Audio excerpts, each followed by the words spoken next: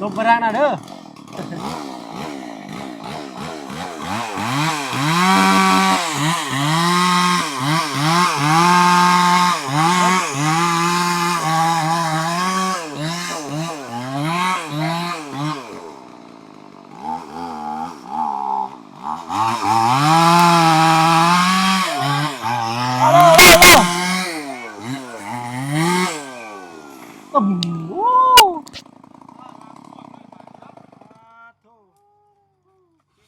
อ๋อโธ่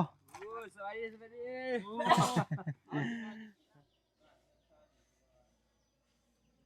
ยังไงเนาะตัดภาพมามื้อนี้ก็ยังอยู่ทางบ้านสกีพีคือเก่าพี่น้องเนาะมื้อนี้เนาะเอาสิมาพาพี่น้องมาเบิ่งที่ทางของน้องไม้น้องทายเพิ่นพี่น้อยเนาะทางพ่อของน้องไม้น้องทายเพิ่นก็สิมาตัดต้นหกม่วงเนาะเพิ่นต้องตัดได้พี่น้อยเนาะบ่ตัดบ่ได้สั่นรถฟอร์ดเพิ่นจักสิดุดแนวใดเนาะทางพ่อน้องไม้น้องทายเพิ่นก็เตรียมความพร้อมมาเรียบร้อยพี่น้อยจักสติงเพิ่นเตรียมพร้อมมาเนาะ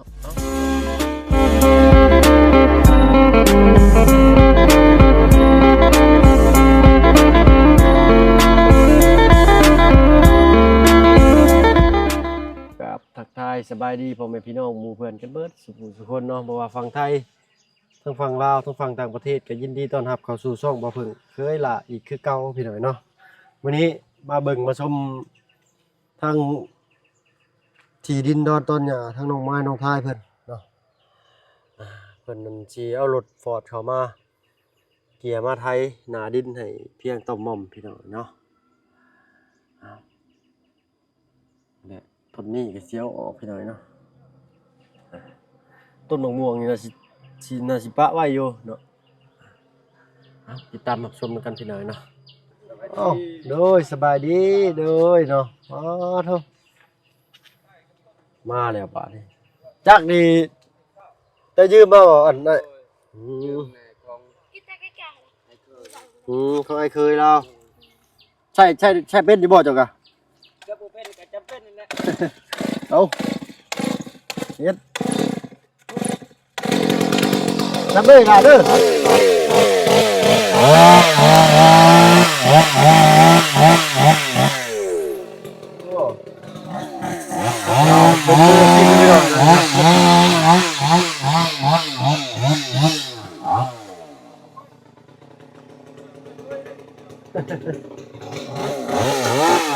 โอ้โห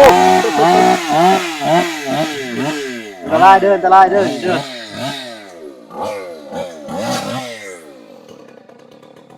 เอาลงน้ำ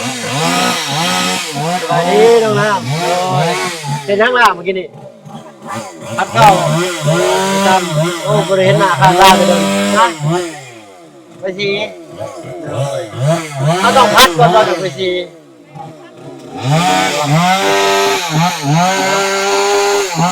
กินข้าวกินน้ำโอ้เสียงดังเนี่ยเนาะเมื่อวานมีข้างลงน้ำแล้วก็ลุยตัดไม้ตัดหญ้าซอยสุดยอดเลยพี่หน่อยเนาะลงน้ำก็ได้จะไปได้ขนาดนี้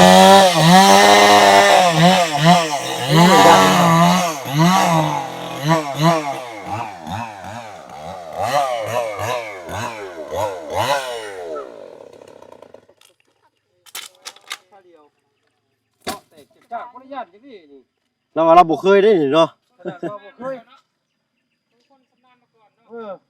ต้องคนสำนานนี่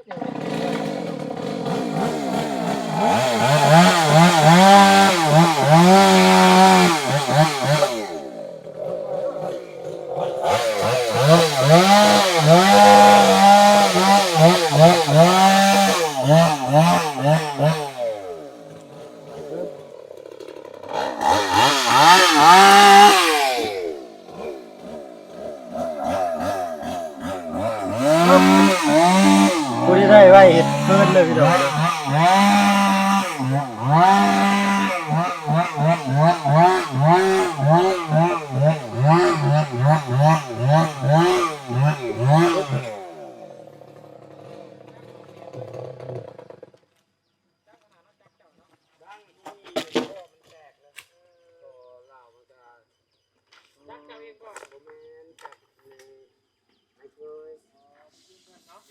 ปึ๊บ เอาไป โอ้ เอาไป พื้นมาไว้ ได้ฟื้นย้อนได้นี่เนาะโอ้พากันมาบุกเบิกอีกคือเก่าคืออะไรเนาะ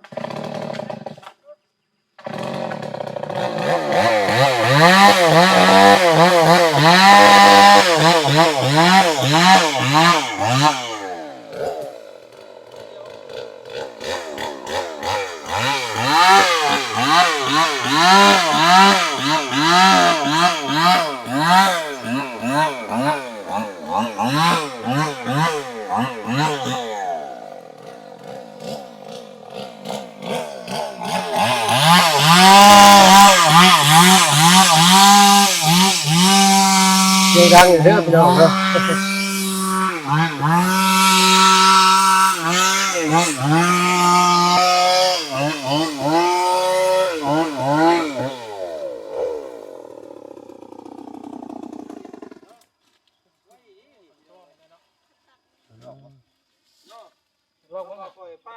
เอาเว้ยค่อยฮู้ซึกก็มีหยังกัดขาเขาเลยตู้อย่าไปก่อนครับเอาเด้อเอาเด้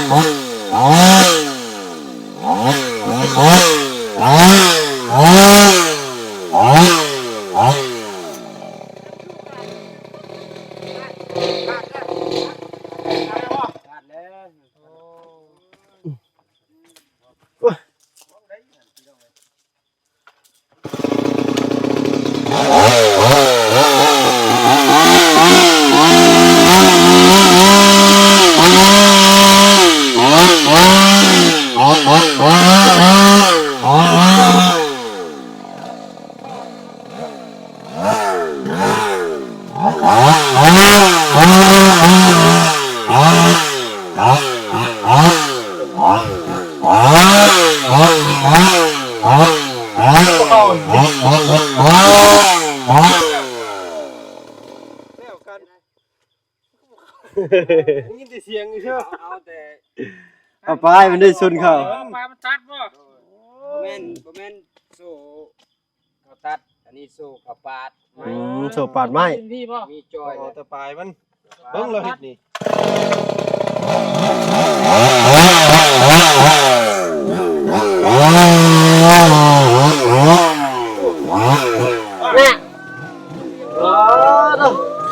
แล้วพี่โตมีเรื่องต่อท้าไปแล้ว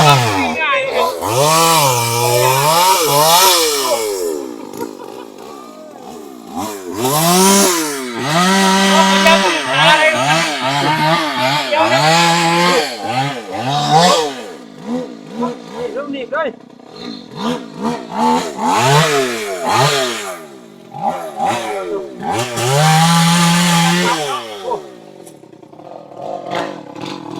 จับด้วย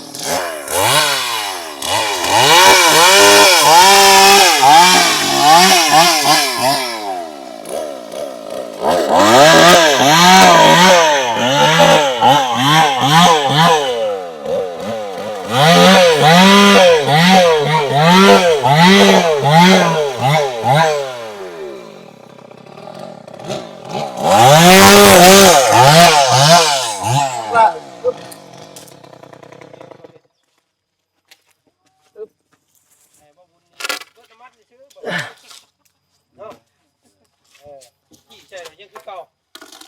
โอ้มาครับ โอ้ มันแดงหลายดู เอาอีก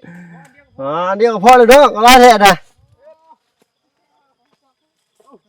เดียวกัน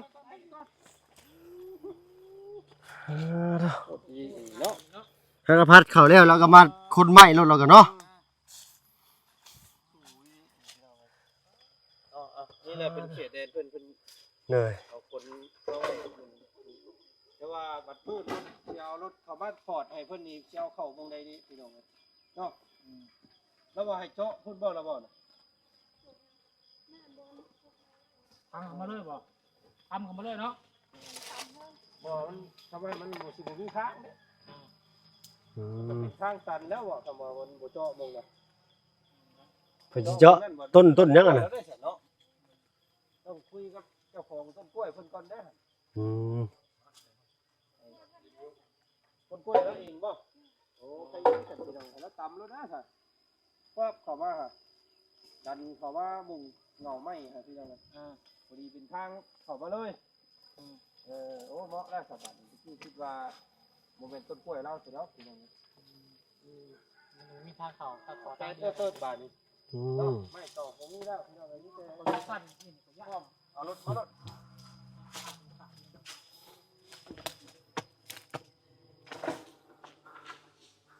เด้อบ่ย่านโซ่มันตกมันยังกันนะ เนาะ ข่อย มันขาดจะขาเนาะ แม่น คอยระวังเท่านั้นก่อน มันตกอะบ่เป็นยัง ย้อนวัดจะขาเฮาเลย นี่บอลนี่มันบางแล้ว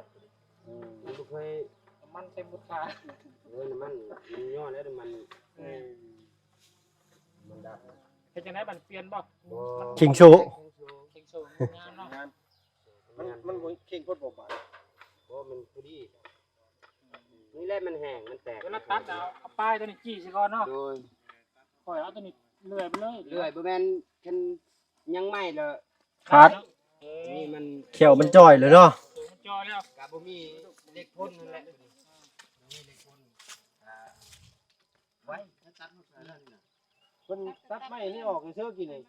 ตัดคนกองไว้ก่อนไม้โตกโลกกิเลนี่เนาะ มาเฮ็ดฟื้นนะฮะ มีแต่พื้นแล้วบาทนี่มาบุกต้นไม้ใหญ่แล้วบาทนี่พี่น้อง เป็นใหญ่เลยพอบัดนี้ อ๋อโตยับเด้อกันเด้ออีกหน่อยเด้อ บอกขอบกันเด้อรู้นะน้ำมันอย่างไรมันออกก่อน ขอบเจ้าที่เจ้าท่านคนก่อนนะมือ3 บาทนะไหนเนี่ยบ่ได้มีมินมีหยังบ่มึงเนาะ นี่ล็อกมันแฟนมันเลยบอกขอบกันเด้อพอเด้อ และบุ๊บลงนี่แหละ อ่ะจะไปได้บ่บุญจะสิเข้าไปยังน่ะ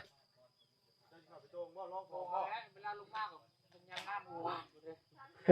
เดี๋ยวข่าวปฏิกา เพิ่นบอกคนก่อนเพิ่นบอกเจ้าที่เจ้าท่านก่อน โอ้ไม้ต้นนี้งามเนาะ บอกแล้วบ่ ต้นจานได้นี่แม่นบ่ บอกขอบต้นไม้คนแล้วไอ้ที่เปลี่ยนมาตัวไอ้นี่เปลี่ยนไปหมด เ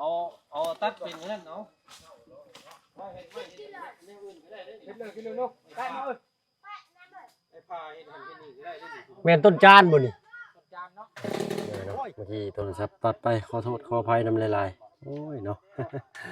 บ่ได้ช็อตทางลุงเพิ่นเล่นปุ๊บต้นไม้ซ้ำ บ่เป็นหยังก็ได้เนาะอึ๊บ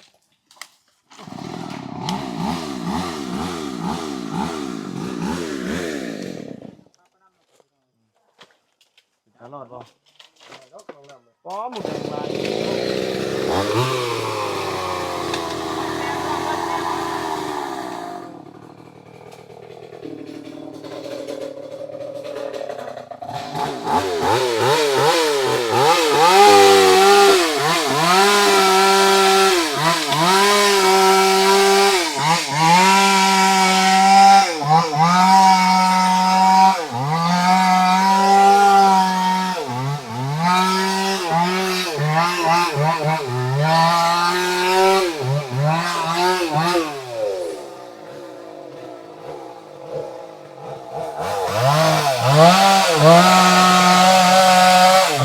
โอ้โหกล้าไปแล้ว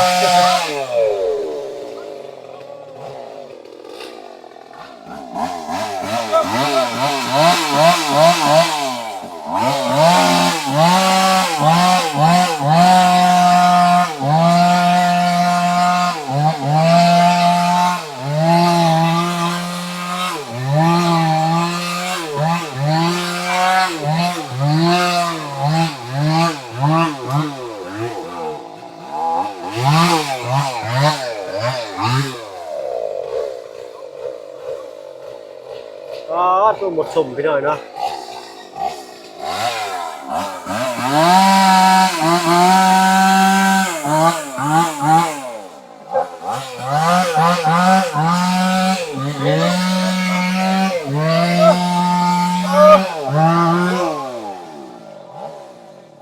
หมดแดงพี่น้อยเนาะ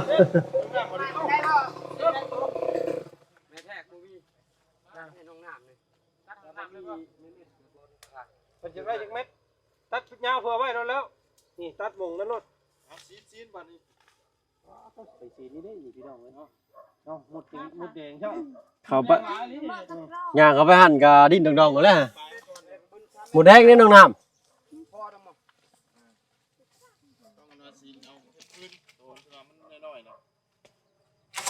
เนาะเพิ่นสิตัดไว้เฮ็ดเสาอันเฮ็ดกินได้บ่ล่ะกินได้อยู่บ่หมด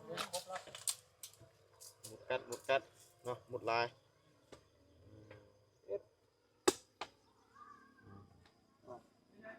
เม็ดนึง ประมาณนั่นแหละเม็ดนึง เอาแบบง่าย ครับ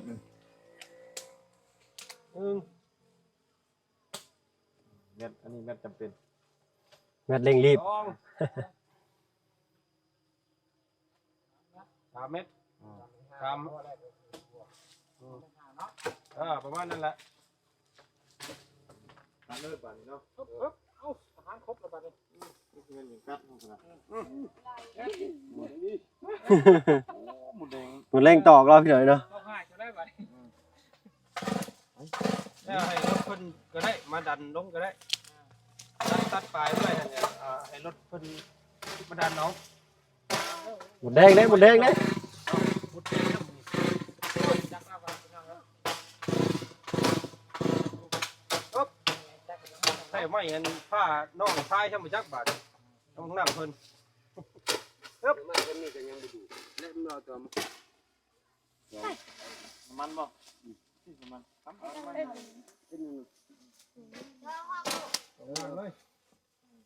เพิ่นผสมแล้วแม่นบ่หั่น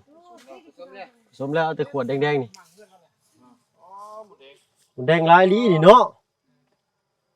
เอาไปปล่อยไว้จักในต้นม่วงนี่ขึ้นไปเฮ็ดทางหั่นบาด ไปเลยนะใช้เรื่องรถเรื่องล่างได้บอกคนมาเบิ่งแล้วบ่ ปวดให้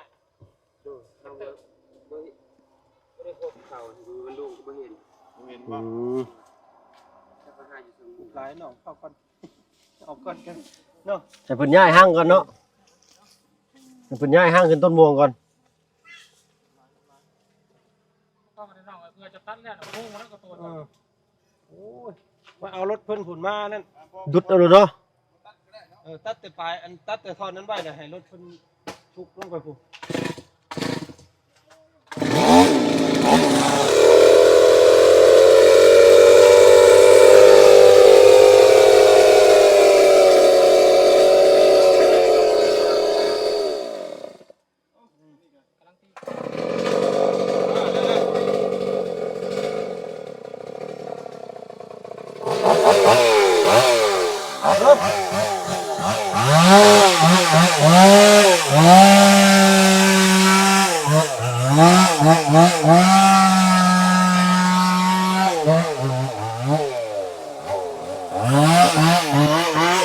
เอาน้ำเอาลม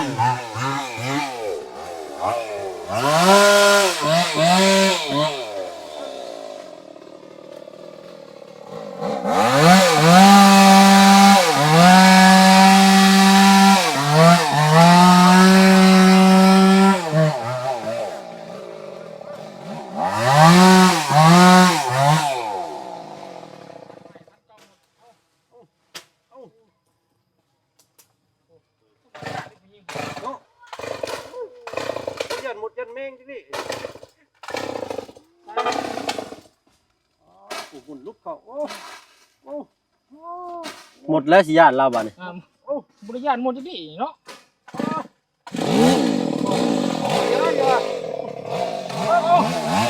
ป่าตั้งคมแท้เนาะ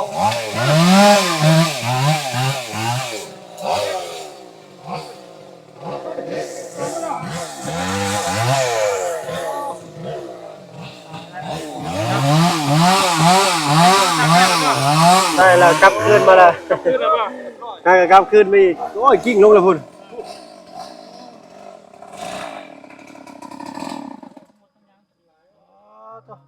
พ่อก่อนก็ได้ไอ้มันมาแล้วจังเอารถยู่ลงบัดเดียวรถ หมดให้หมดเพิ่นพักเช้าก่อน ได้แล้วนี่มันจะเป็นทางเขาของเจ้า มาเลยมาทานเอาไหมก็สบายดี สบายดี สบายดีน้องไม้เนาะ ทานไม้ให้คนเบากิน โอ้ เบากินอีกแล้ว โดย แล้วมันเพิ่นดุเพิ่นขยัน เนาะ บ่เป็นหยัง ฮะ บ่เป็นหยังเด้อ มันได้ยืมพ่อไปหากันได้ ได้ เอาเพิ่นบ่ให้ตัดหรอกตัวนี้ ต้นยังไงนี่เนาะ ต้น ไม่ซื้อยังมาเนี่ย งามมันจีใกล้ติดกับห้องน้ำ แล้ว ขนมปัง ครับเบิ่งครับ แต่ซื้อน้ำเปล่า ต้นมากยังไงนี่ บ่แม่นหมากกระบกยังโบงแหละบ่มี อืม นี่จักเขาเอิ้นอะไรบ่แม่นบ่มีเลยกินหมอกกินหมาก เอาไว้จะหกไปซื้อเนาะ เอาพี่น้อยเนาะสำหรับคลิปนี้ก็บ่มีหยังหลายพี่น้อยเนาะก็ผิดพลาดประการใดก็ขอโทษขออภัยเนาะเอาสำหรับคลิปนี้ขอตัวลาลงแล้วเนาะเอาเป็นว่าสบายดีเนาะก็มีแต่สิรอถ้ารถเพิ่นมาเกตมาไทยให้พี่น้อยเนาะ